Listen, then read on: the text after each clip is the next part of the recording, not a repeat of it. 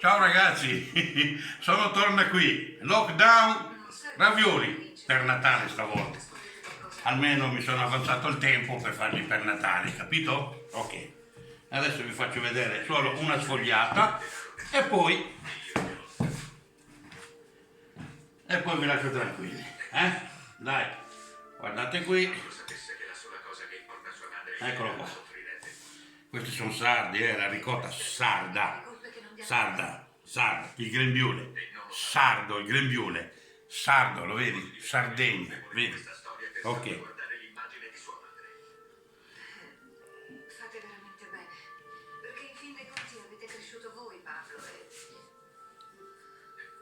State bene, Manuela? Sto bene, mi è mancata l'aria. Sedetevi. Un bicchiere d'acqua. Ho bisogno. No, sto bene, preoccupatevi. Ecco qua, State seguendo le guardate. indicazioni del medico. Sì, signore, a parte il riposo, le sto Beh, rispettando. così non va bene. Ma così è la vita, e va presa come viene.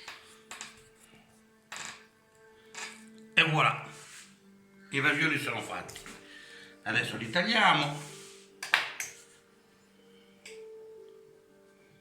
Ogni tanto esce un po' sopra più, perché quando ne metto tanto allora qualcosa esce fuori, ma non fa niente. Salve. Recuperiamo tutto. Cortesia della casa, almeno vi darà un po' d'allegria. Non posso. Un buon cristiano deve essere moderato nel mangiare, Mattias. Non so se avete mai letto la Bibbia. Già. E cosa dicono le scritture dei churros, padre? Attento. Ecco qua. Non si scherza sul peccato. Scusate, padre. Ne torno subito. Adesso li taglio. Beh, un istante. Già che avete interrotto la mia colazione, lasciate che vi faccia almeno una domanda. A che ora avete i clienti qui nel caffè? Padre, perché volete saperlo? Per venire quando è più pieno, per redimere tutti i peccatori? No, tra le altre cose, perché c'è gente che non ascolterebbe nemmeno Gesù Cristo in persona, a cominciare da voi.